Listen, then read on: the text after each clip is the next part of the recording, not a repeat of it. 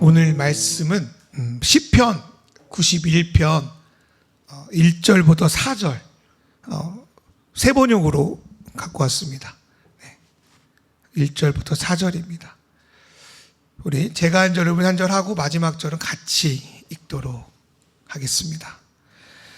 가장 높은 분의 보호를 받으면서 사는 너는 전능하신 분의 그늘 안에 머무를 것이다. 나는 주님께 주님은 나의 피난처 나의 요새 내가 의지한 하나님이라고 말하리라. 정녕 주님은 너를 사냥꾼의 덫에서 빼내주시고 죽을 병에서 너를 건져주실 것이다. 주님이 그의 깃으로 너를 덮어주시고 너도 그의 날개 아래로 피할 것이니 주님의 진실하심이 너를 지켜주는 방패와 갑옷이 될 것이다. 아멘. 지지난주에 우리가 삶에서 예배드리는 기도에 대한 부분을 말씀드렸는데요.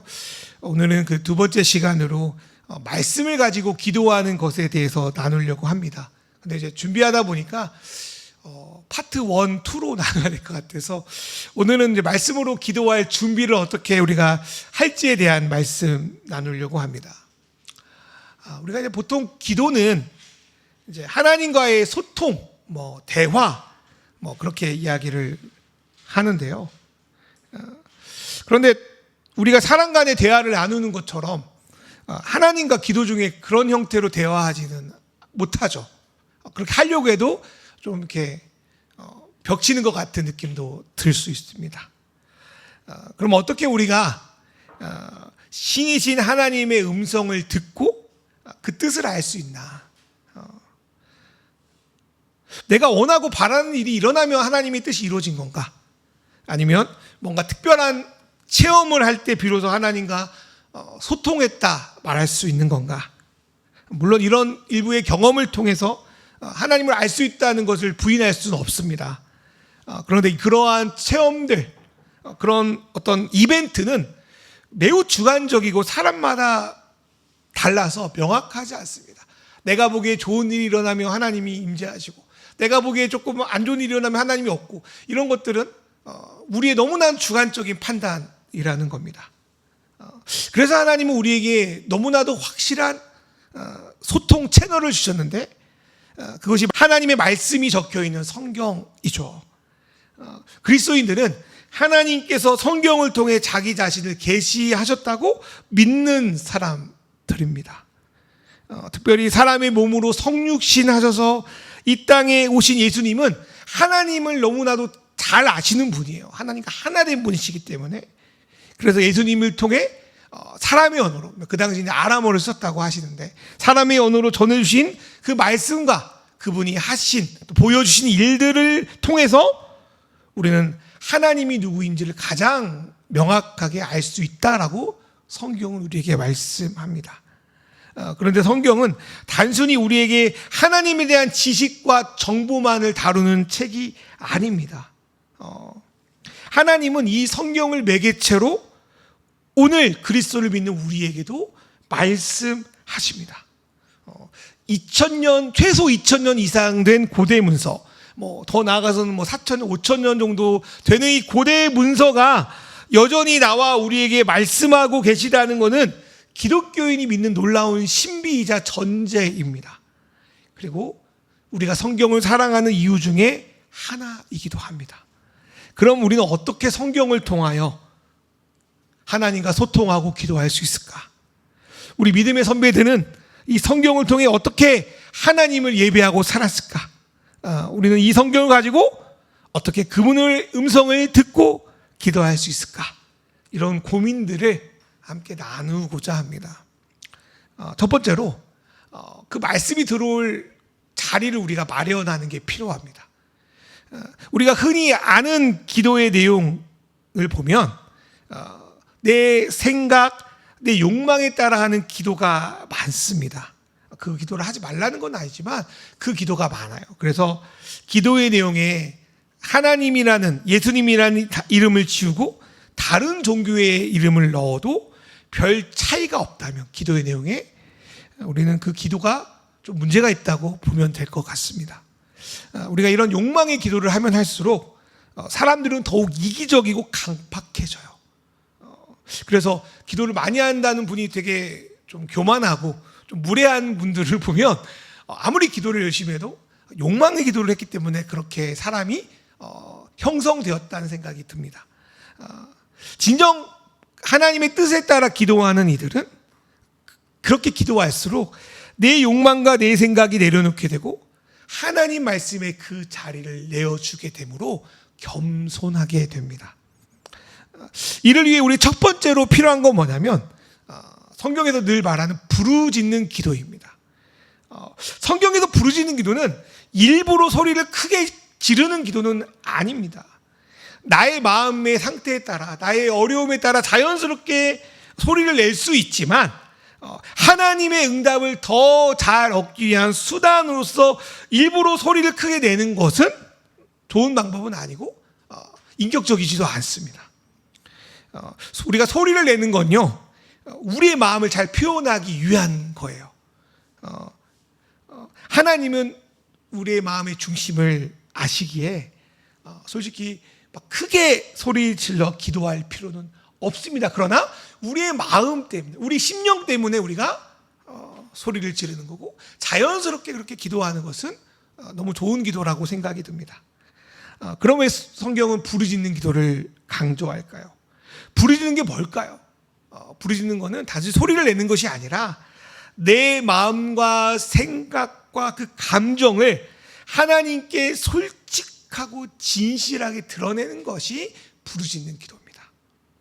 이런 기도를 한 대표적인 선배 중에 하나가 바로 사무엘의 어머니 한나입니다. 사무엘상 1장 10절의 말씀을 볼까요? 같이 읽어볼까요? 사무엘상 1장 10절의 말씀 시작.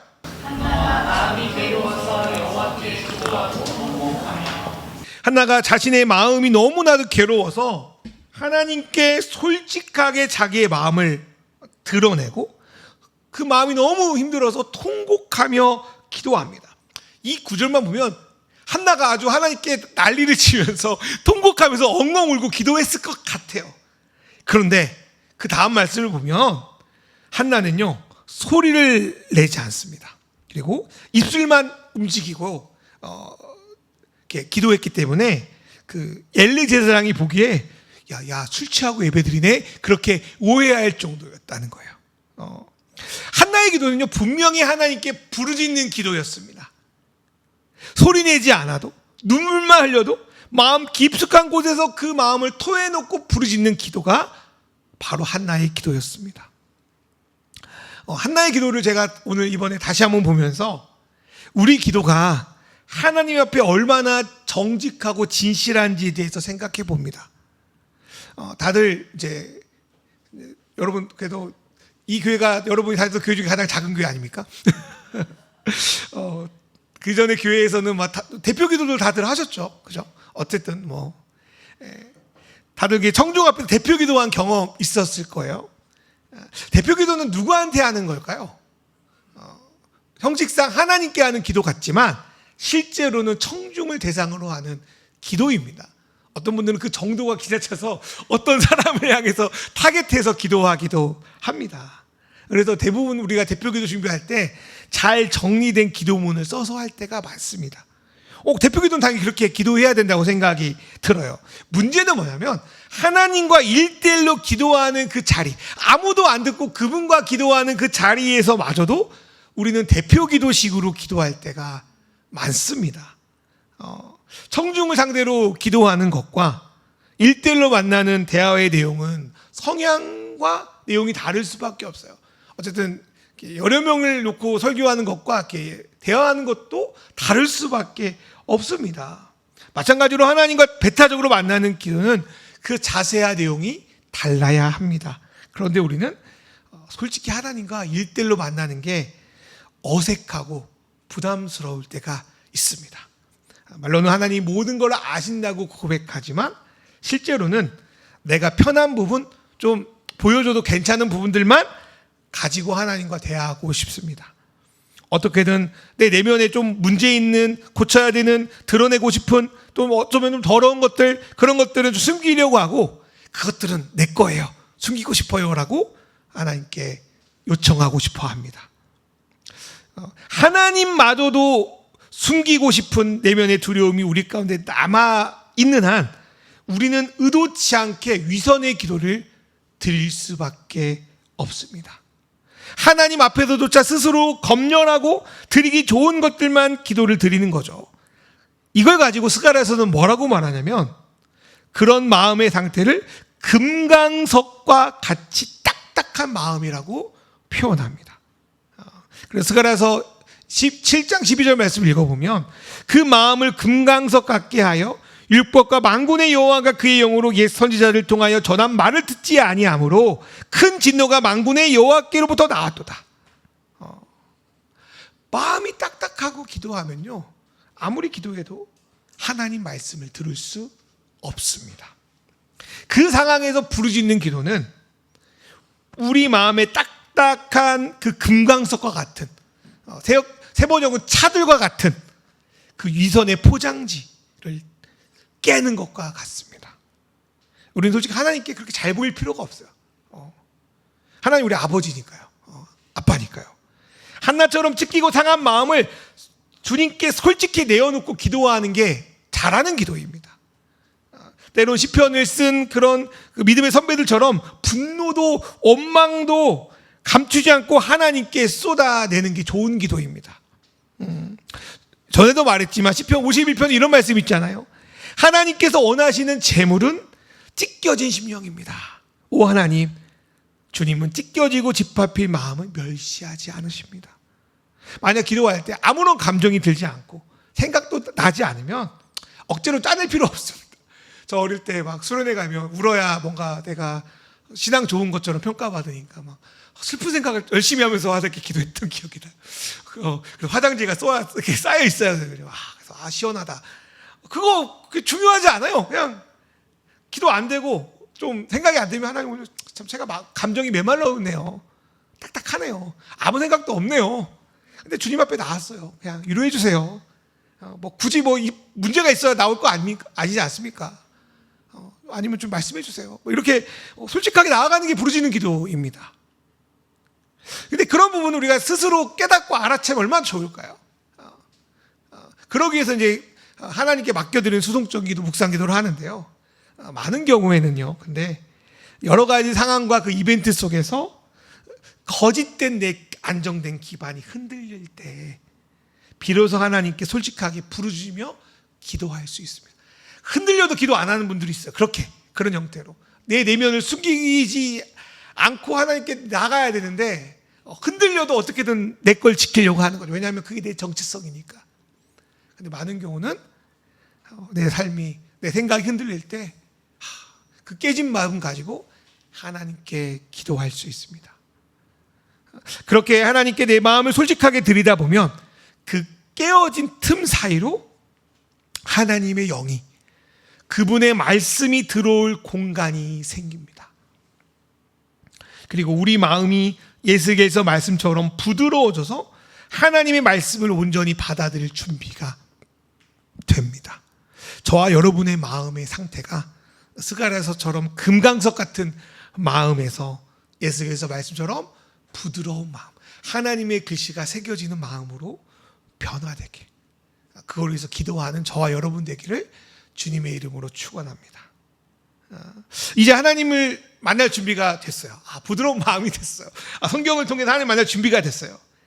그런데 이제 여러분 알아야 될 거는 성경은 우리가 사는 문화와 환경에서 쓰인 것이 아니라 5,000년에서 2,000년 사이에 쓰인 고대 문서입니다. 그래서 성경에 나타나는 하나님이 우리 시대에 특별히 나에게 어떤 분인지를 미리 알고 성경을 묵상하는 것이 중요합니다. 그래서 하나님에 대해서 내가 기도하는 대상이 어떤 분인지를 알고 기도하는 게 되게 중요합니다. 그렇지 않으면 우리는 또 내가 원하는 내 멋대로 해석할 수 있겠죠. 우리가 어떤 사람을 소개받을 때도 만나기 전에 어떤 잘못된 선입견을 갖고 있다면 그 사람을 알아가는데 매우 어렵습니다. 그 사람은 좋은 말로 말했는데 우리는 들은 선입견이 있기 때문에 이 사람 속이려고 하는 거 아니야? 이 사람 거짓말하는 거 아니야? 그렇게 이제 사람을 제대로 보지 못하게 되는 거죠. 하나님도 마찬가지입니다.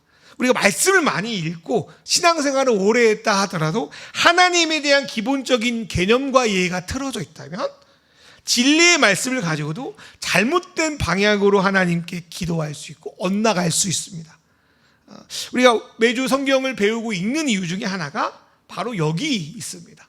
물론 혼자 신앙생활하는 것도 좋지만 같이 신앙생활하는 이유가 우리의 잘못된 개념들을 조정하고 온전한 하나님을 배우기 위해서입니다. 오늘 특별히 하나님에 대해서 한 4가지 정도를 말씀드리려고 합니다. 하나님에 대한 이해가 좀 달라져도 기도하는 자세와 태도가 또 내용이 달라지기 때문입니다. 첫 번째로 하나님은요, 우리와 함께 계십니다. 여러분 믿으십니까? 우리와 함께 계시다. 우리가 하나님께 갖는 오해들을 생각해 보세요. 어떤 오해들이 있나요? 하나님 좀 멀리 계신 것 같고, 좀 무섭고, 좀 혼내기도 하시고, 나한테 별로 관심 없고, 저 사람만 이뻐하고 나는 별로 이렇게 소외하시고, 이런 생각을 할 때가 있죠. 그러나 성경에서 나타난 하나님은 그런 분은 아니십니다. 하나님은 우리의 고통과 함께 아파하시고, 우리의 고민을 들어주시고, 우리 가운데 그리고 영원히 우리가 함께 하신 분입니다. 그런 하나님을 가르쳐 성경은 뭐라고 표현하냐면 임마누엘이라고 표현합니다.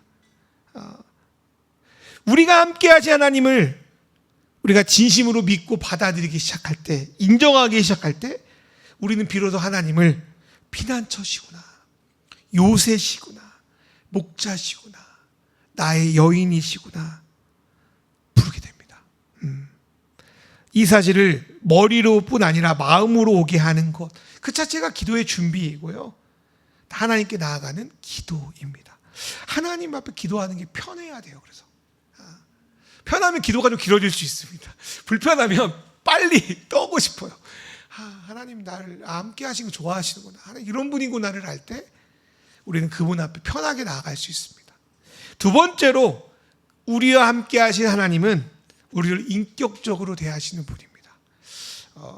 하나님이 인격적인 분이라는 것을 아주 정확하게 알려주신 분은 바로 예수님입니다.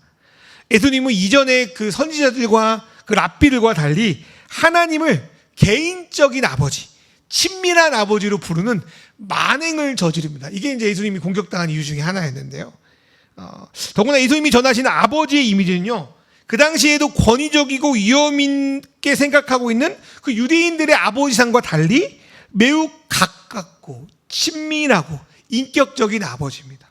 그래서 우리나라에서 아빠라고 부른 것 같이 하나님을 예수님은 아빠라는 친밀한 호칭으로 부르셨습니다.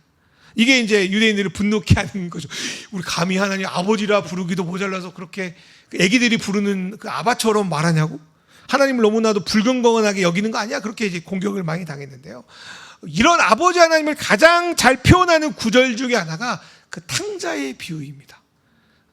그 말씀에 나타난 하나님 생각해 보세요. 그 하나님의 아버지는 아들이 떠나는 걸 막고 싶었겠죠, 하나님이 아버지가. 근데 그 인격을 존중해서 재산 반절 지어주고 보내는 이상한 아버지입니다. 아들이 자발적으로 깨닫고 돌아오기를 하염없이 기다리는 아버지예요. 아니 가가지고 먹잘 잡고 데리고 올 수 있는데 아들이 자발적으로 돌아오기까지 하염없이 기다리는 아버지예요. 마침내 아들이 돌아오자 묻지도 따지지도 않고, 너 잘못했어 용서하면 받아줄게 그러지도 않고, 그 아들의 그 돼지 우리에도 달았을 때 얼마나 냄새가 많이 났겠어요. 그리고 유대인들 입장에서 돼지는 얼마나 불결해요. 야, 너 성전에 그 제사 드리고 거룩하게 하고 와. 그럴 수 있잖아요. 그런데 그런 거 따지지도 않고 안으시는 아버지입니다. 그 당시 아버지들은 전에도 말했지만 뛰지 않았대요. 이렇게 에헴 하고 이렇게 걸어 다녔다고 해요. 근데 그 시대 아버지들과 달리 체면 채통 무시하고 그 아들을 버선발로 달려와 그대로 안으십니다. 그리고 오로지 아들이 돌아온 것, 아들이 죽었다가 살아왔다라는 사실에만 기뻐하며 성대한 잔치를 여시는 분이 바로 하나님 아버지입니다. 이런 아버지는요, 1세기 유대 사회에 없었어요. 제가 생각하기에는. 그리고 우리 사회에도 찾아보기 쉽지 않습니다. 그런 팔불출 아버지가 바로 인격적인 하나님입니다. 정말 하나님이 이런 아버지시라면, 그 사실을 우리가 받아들인다면 우리는 그 앞에 더 이상 불안하지 않고 편히 쉴 수 있는 그런 기도를 드릴 수 있을 것 같습니다. 그래서 오늘 읽었던 우리 시편 91편 1절 2절 말씀을 읽어보면 지존자의 은밀한 곳에 거주하며 전능자의 그늘 아래에 사는 자여 나는 여호와를 향하여 말하기를 그는 나의 피난처요 나의 요새요 내가 의뢰하는 하나님이라 하니니. 여러분 여러분 사장님 밑에 있고 싶지 않잖아요. 옆에서 먹다가 체하잖아요. 그죠? 지존자고 전능자인 그분 밑에 있는 거는 되게 우리 생각으로는 불편한 일입니다. 그런데 그분이 너무나도 좋은 아버지시라면 그분을 진정 나의 피난처이고 요새라고 내가 편하게 있을 것으로 인식하게 됩니다. 우리가 하나님을 아버지로 부르는 건요, 어쩌면 우리가 시작된 걸로 다시 돌아가는 겁니다. 우리 드라마나 영화를 보면 힘들고 어려운 일 있을 때 가족이 고향이 생각나잖아요. 어릴 때 고향, 가족. 그러니까 뭐 회귀 본능이라고 할 수 있죠. 내가 있었던 곳으로 돌아가는. 어쩌면 하나님을 아버지라 부르는 순간에 어쩌면 우리가 있었던 곳으로 돌아가는 걸지도 모르겠습니다. 자녀가 그 고향 엄마의 품에서 그 안식을 누리는 것처럼 우리가 하나님 아버지를 부를 때 그분과 함께 있는 것만으로 우리는 온전한 평화를 누릴 수 있습니다. 그 기도가 저와 여러분의 기도 되길 바랍니다. 막 급해가지고 불안해가지고 하는 기도가 아니라 그 아버지께 내어놓고 그분을 신뢰하는 기도. 세 번째로 하나님은요, 여러분 너무나도 어렵지만 너무나도 잘 느껴지는 걸 텐데 숨어 계십니다. 우리는 하나님이 숨어 계신 걸 인정해야 돼요. 이 영역은 참 어렵고 좀 불만사항이기도 한데요, 우리가 하나님을 알아도 솔직히 그분을 다 이해할 수 없습니다. 예전에 우리 읽었던 동화책이었어요. 여러분도 읽었을 텐데 어떤 인도의 맹인 4명이 코끼리가 무엇인지 알고 싶어가지고 코끼리를 만집니다. 코를 만진 친구는 야, 코끼리는 뱀처럼 생겼어.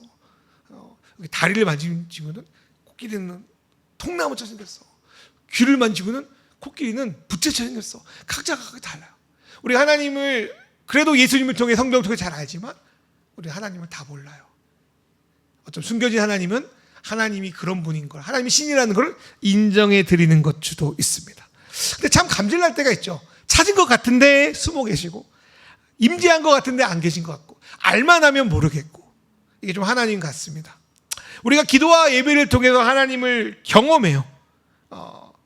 그러나 우리가 드리는 기도 속에서 숨어 있을 때가 많은 것 같습니다. 어떤 사람은 이게 답답하고 견디기 힘들어서 막 좀 명확한 아주 속 시원한 답을 찾으려고 이곳저곳 돌아다니다가 잘못된 길에 들어서기도 합니다. 우리는 하나님의 숨어 계심이 그분이 갖고 있는 속성 중에 하나라는 것을 인정해 드려야 됩니다. 그리고 우리가 하나님이 비록 숨어 있는 것 같아도 여전히 하나님 우리와 함께 계시는구나, 우리의 기도를 듣고 계시는구나, 내 골방에서 기도해도 내 코끝에서 주님이 나 함께 하시는구나를 믿음으로 받아들이고 기도해야 합니다. 솔직히 여러분이 드리는 모든 예배와 기도가 어떤 무조건 막 감격과 특별한 느낌이 생기는 건 아닙니다. 저도 설교를 늘 준비하지만 어떨 때는 좀 잘한 것 같다 스스로, 어떨 때는 야 오늘 삼진 나오시다, 어떨 때 망했다, 이런 생각들이 있거든요. 그 느낌이죠. 내 경험이기도 하고요. 어떨 때는 아무 생각이 없어요. 왜냐하면 일주일 동안 너무 힘든데 무슨 말씀이 들어오겠습니까? 때로는. 그 속에서 우리가 믿는 거는 여전히 함께 하시는구나, 인격적으로 우리를 돕고 계시는구나 믿어야 합니다. 하나님의 임재는 인간의 직약을 넘어서는 놀라운 신비이기 때문입니다. 그래서 막 목사님 말씀이 좋고 막 뭔가 느낌이 있어, 은혜 받았어요, 아니면 좀 말 안 하고 그게 우리 감정을 표현하는 건 좋은 일이지만 하나님은 자기의 이름을 부르는 모든 예배 가운데 임재하십니다. 그게 우리의 믿음입니다. 이를 잘 보여주는 장면이 시편 22편에 기록되어 있는데 한번 읽어볼까요? 시편 22편 1절 말씀, 내 하나님이여, 시작. 내 하나님이여, 내 하나님이여, 어찌 나를 버리셨나이까. 어찌 나를 멀리 하여 어찌 이 시편을 쓴 사람은 다윗이라고 이제 적혀 있는데요. 여러분, 다윗이 얼마나 믿음 좋은 사람이에요. 맨날 주님을 예비하는 사람이에요. 얼마나 이제 부르짖는 기도하는 거죠. 속 시원한. 자기가 느끼기는 하나님이 왜 나 버리셨어요? 왜 나를 멀리하세요? 내 이 신음 고통 소리에 응답하지 않으세요? 이렇게 기도하는 거예요. 2절에 보면 이런 말씀 있죠. 내 하나님이여, 내가 낮에도 부르짖고 밤에도 잠잠하지 아니하오나 응답하지 아니하시나. 얼마나 기도를 많이 했겠어. 낮에도 밤에도 하나님께 부르짖어 기도했는데 하나님 숨어 계신 것 같아요. 이전에는 내가 이렇게 기도하면 하나님이 뭔가 나에게 말씀해 주고 응답해 주는데, 이상하게 지금은 뭐 허물과 죄 때문일 수도 있겠지만 응답하지 않아요. 이게 다윗의 고민이자 때로는 신앙인들의 고민 아닙니까? 여러분, 예수를 믿고 인격적으로 주로 받아들였잖아요. 뭔가 계기가 있어서 그렇잖아요. 느낌이든 깨달음이든. 근데 그때 알았던 하나님이, 예수님이 오늘 나에게는 그때처럼 이렇게 안 다가오는 것이 우리 안에 되게 힘든 것 중에 하나일 겁니다.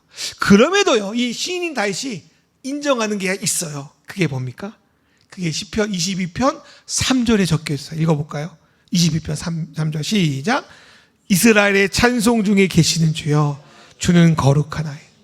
내가 느껴지지 않고 하나님 나 버린 것 같은데 내가 그래도 믿음으로 받아들이는 것은 하나님이 여전히 이스라엘 찬송 가운데, 나의 예배 가운데 있구나. 지금 여전히 내 삶 가운데 그 거룩한 뜻을 위해서 일하고 계신다는 것을 믿음으로 받아들이는 거죠. 그게 저와 여러분에게도 필요합니다.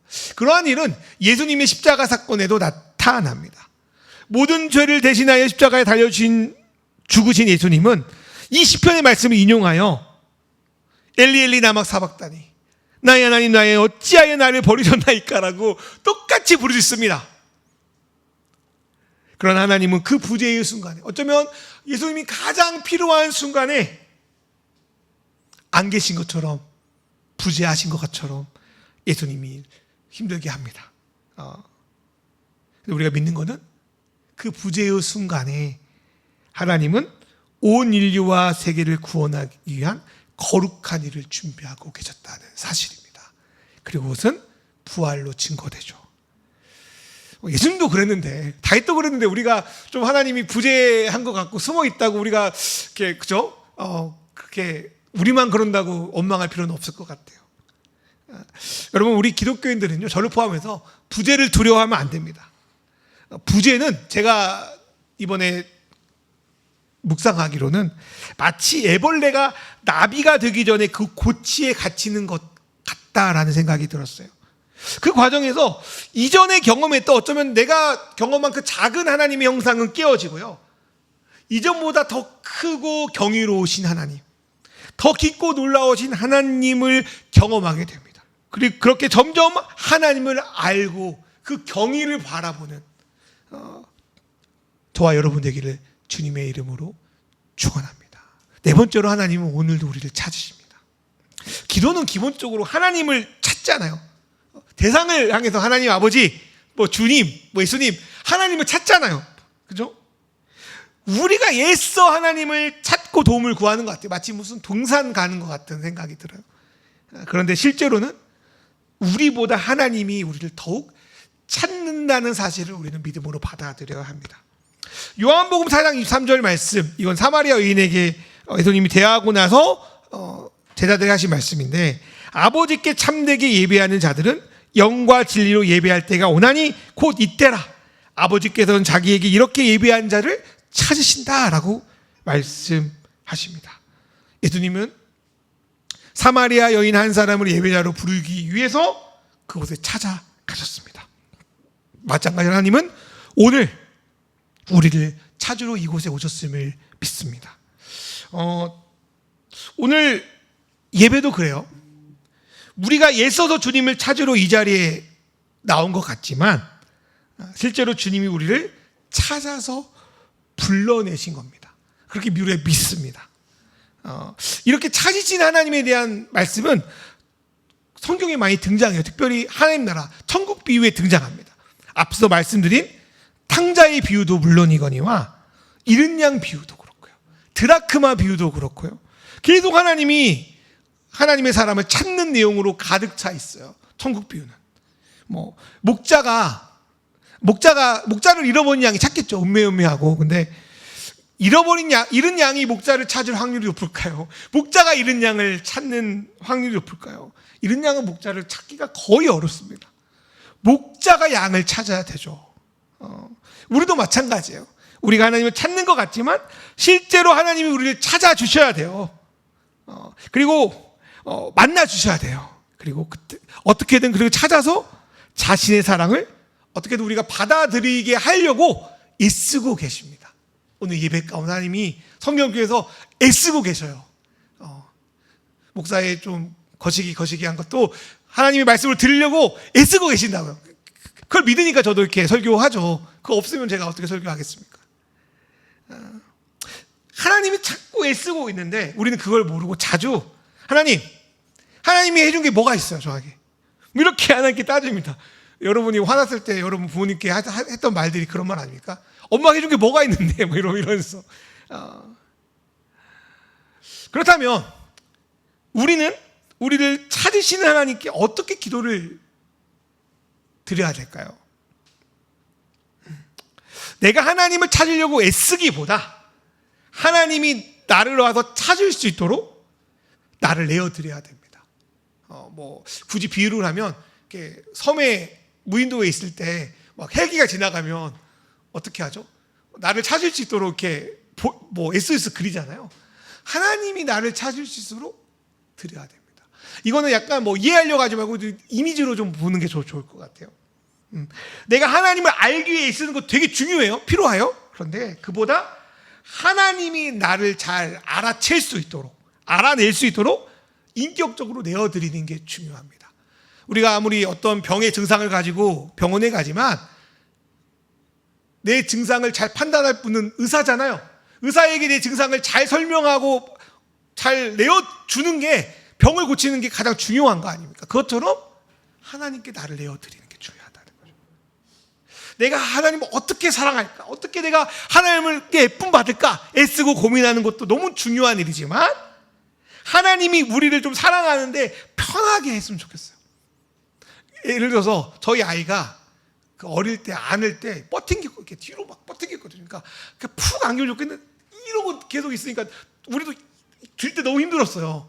그러니까 우리가 하나님 앞에 기도할 때 막 이렇게 버티지 말고 하나님이 좀 잘 우리를 안을 수 있도록, 우리를 더 사랑할 수 있도록, 하나님이 편하게 우리 가운데 일할 수 있도록 우리를 좀 수동적으로 내어드리는 것. 그게 기도의 준비이자 모든 것 될 수 있습니다. 운동할 때 그런 거 있잖아요. 맨날 하는 말 있잖아요. 힘 빼. 그래서 저기 운동할 때 운동하기 전에 달리기 30분 뛰고 오라는 거 좀 릴렉스하기 위해서 하는 거라고 제가 들었어, 맞죠? 제가 운동을 그렇게 많이 좋아하지 않아서 힘 빼라고 하잖아요. 기도도 마찬가지예요. 야, 힘 빼. 야, 부르짖고 좀 내려놓고 내가 어떤 분인지 생각하면서 힘 빼라. 그리고 나에게 좀 내어놔라.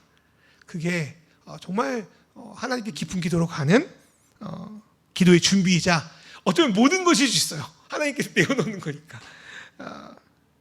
말씀을 좀 마무리할게요. 그렇게 우리가 진실한 마음을 하나님께 내어드리고 그분께 맡길 때 우리 안에 말씀이 들어갈 자리가 생깁니다. 하나님 우리 강제하지 않으시기 때문이죠. 하나님을 올바로 알고 우리를 지금도 찾고 찾아가시는 그분께 우리를 맡길 때 하나님이 우리 안에서 아까 시선의 찬양처럼 일하기 시작합니다. 그리고 그렇게 우리가 기도로 나아갈 때 우리는 말씀 속에서 하나님의 음성을 들을 준비가 됩니다. 오늘 그리고 여러분의 모든 삶 속에서 좀 이렇게 좀 기도해 보면 어떨까 싶습니다. 수동적으로 내 마음을 좀 진실하게 드리고 하나님 어떤 분이 묵상하며 하나님이 나를 정말로 내 자신을 움직일 수 있도록 내어드릴 수 있는 그런 마음의 자세, 그렇게 기도하는 자세, 그리고 하나님이 불편한 게 아니라 아무리 높으시고 전능하신 분이라도 그 그늘 안에 편하게 쉴 수 있는 그 편안한 자세, 그런 마음으로 기도할 때 하나님이 참 기뻐하시지 않을까 싶습니다. 그렇게 기도하며 주의 말씀을 듣는 그런 저와 여러분 되기를 주님의 이름으로 축원합니다.